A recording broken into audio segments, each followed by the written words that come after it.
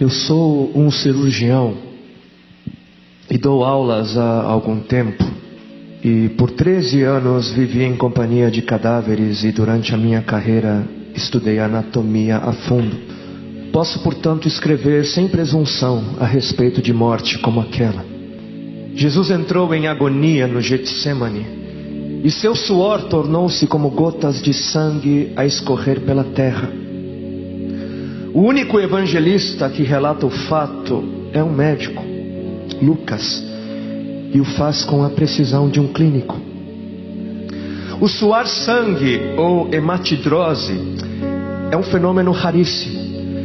É produzido em condições excepcionais. E para provocá-lo é necessário uma fraqueza física, acompanhada de um abatimento moral violento, causado por uma profunda emoção, por um grande medo.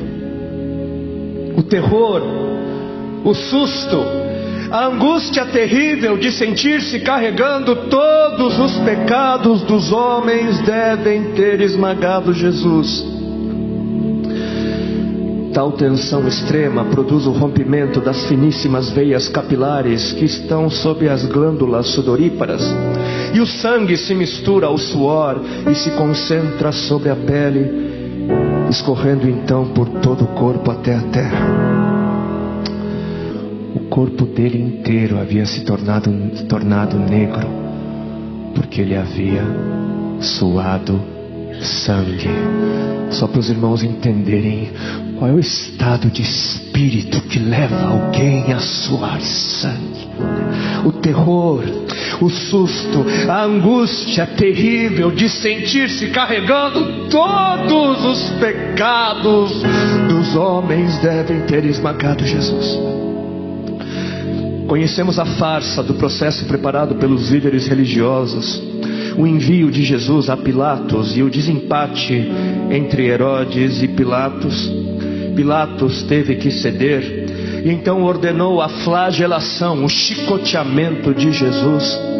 Os soldados despojam Jesus, tiram a roupa de Jesus e o prendem pelo pulso a uma coluna do pátio.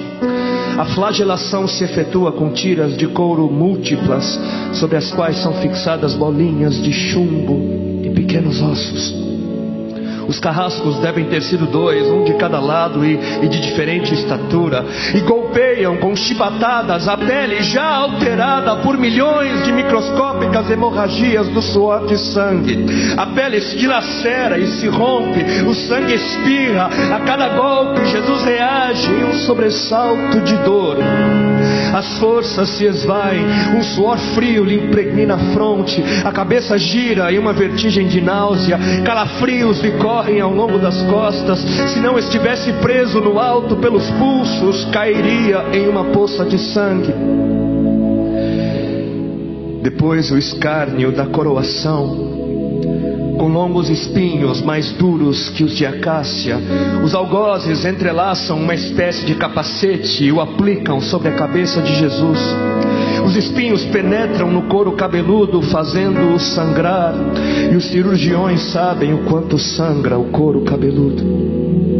Pilatos, depois de ter mostrado aquele homem dilacerado à multidão feroz, o entrega para ser crucificado.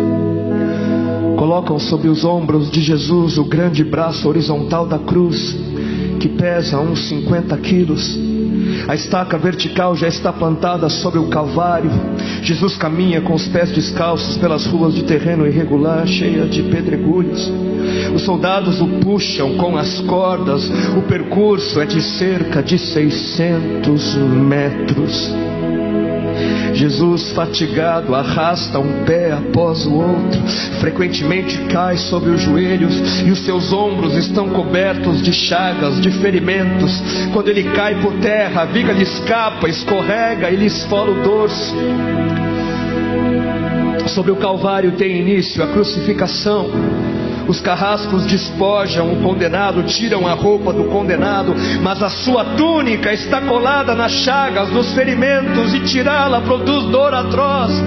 Quem já tirou uma atadura de gaze de uma grande ferida percebe do que se trata.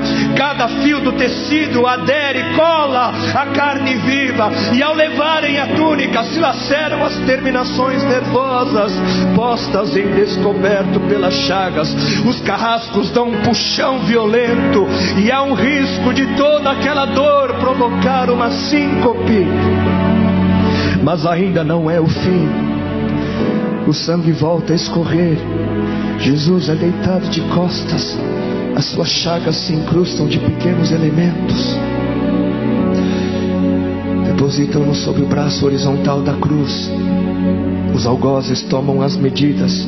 Com uma broca é feito um furo na madeira para facilitar a penetração dos pregos. Os carrascos pegam um prego, um longo prego pontudo e quadrado, apoiam-no sobre o pulso de Jesus, e com um golpe certeiro de martelo o plantam e o rebatem sobre a madeira. Jesus deve ter contraído o rosto assustadoramente. O nervo mediano foi lesado. Pode-se imaginar aquilo que Jesus deve ter provado: uma dor lancinante e agudíssima, que se difundiu pelos dedos e espalhou-se pelos ombros, atingindo o cérebro. A dor mais insuportável que um homem pode provar, ou seja, aquela produzida pela lesão dos grandes troncos nervosos, que provoca uma síncope e faz perder a consciência. Mas em Jesus não. O nervo é destruído só em parte, e a lesão do tronco nervoso permanece em contato com o prego. E quando o corpo for suspenso na cruz, o nervo se esticará fortemente como uma corda de violino esticada, e a cada solavanco, a cada movimento, vibrará despertando dores dilacerantes. Elevam a Jesus. Os ombros da vítima esfregam dolorosamente sobre a madeira áspera. As pontas cortantes da grande coroa de espinhos penetram o crânio. A cabeça de Jesus inclina-se para a frente, uma vez que o diâmetro da coroa o impede de apoiar-se na madeira. Cada vez que o mártir levanta a cabeça, recomeçam pontadas agudas de dor. Pregam-lhe os pés. Ao meio-dia, Jesus tem sede. Não bebeu desde a tarde anterior e estava desidratado pela perda de tanto sangue. Seu corpo é uma máscara de sangue. A boca está semiaberta e o lábio inferior começa a pender. A garganta seca lhe queima, mas ele não pode engolir. Tem sede. Um soldado lhe estende sobre a ponta de uma vara uma esponja com bebida ácida de uso entre os militares. Tudo aquilo é uma tortura atroz. De repente, um estranho fenômeno se produz no corpo de Jesus. Os músculos dos braços se enrijecem em uma contração que vai se acentuando. Os bíceps esticados e levantados, os dedos se curvando. É como acontece a alguém ferido de tétano. A isto que os médicos chamam de tetania. Quando os sintomas se generalizam, os músculos do abdômen se enrijecem em ondas imóveis. Em seguida, os músculos entre as costelas, depois os do pescoço, e finalmente os músculos respiratórios se enrijecem. A respiração se faz pouco a pouco mais curta. O ar entra, mas não consegue mais sair. Jesus respira com o ápice dos pulmões. Tem sede de ar como um asmático em plena crise. Seu rosto pálido, pouco a pouco, se torna vermelho, depois se transforma num violeta purpúreo. Jesus é envolvido pela asfixia. Seus pulmões cheios de ar não podem mais esvaziar-se. A fronte está impregnada de suor, os olhos saem fora de órbita. Mas de repente algo acontece. De repente algo acontece. Lentamente, com um esforço sobre-humano, Jesus toma um ponto de apoio sobre o prego dos pés. Ele esforça-se a pequenos golpes, se eleva, aliviando a tração dos braços. Os músculos do tórax se distendem, a respiração torna-se mais ampla e profunda, os pulmões se esvaziam e o rosto recupera a palidez inicial. Mas por quê? Por que este esforço? Por quê? Porque Jesus quer bradar: Pai, perdoa-lhes porque não sabem o que fazem. E logo em seguida o corpo de Jesus começa a afrouxar-se de novo e a asfixia recomeça. Foram transmitidas 7 frases pronunciadas por ele na cruz, e cada vez que quer falar ele deverá elevar-se, tendo como apoio o prego dos pés. Inimaginável! Atraídas pelo sangue que ainda escorre e pelo coagulado, enxames de moscas unem ao redor do seu corpo, mas ele não pode enxotá-las.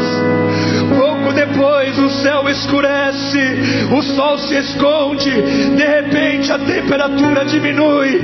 Logo serão 3 da tarde, e depois de uma tortura que dura horas e horas, todas as suas dores, toda a sua sede, todas as cãibras, toda a asfixia, todo o latejar dos nervos medianos lhe arrancam um lamento: Deus meu, por que me desamparaste?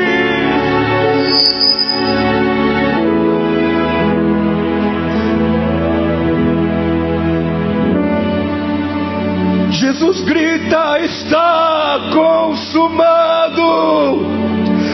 E em seguida, num grande brado, diz: Pai, nas tuas mãos entrego meu espírito.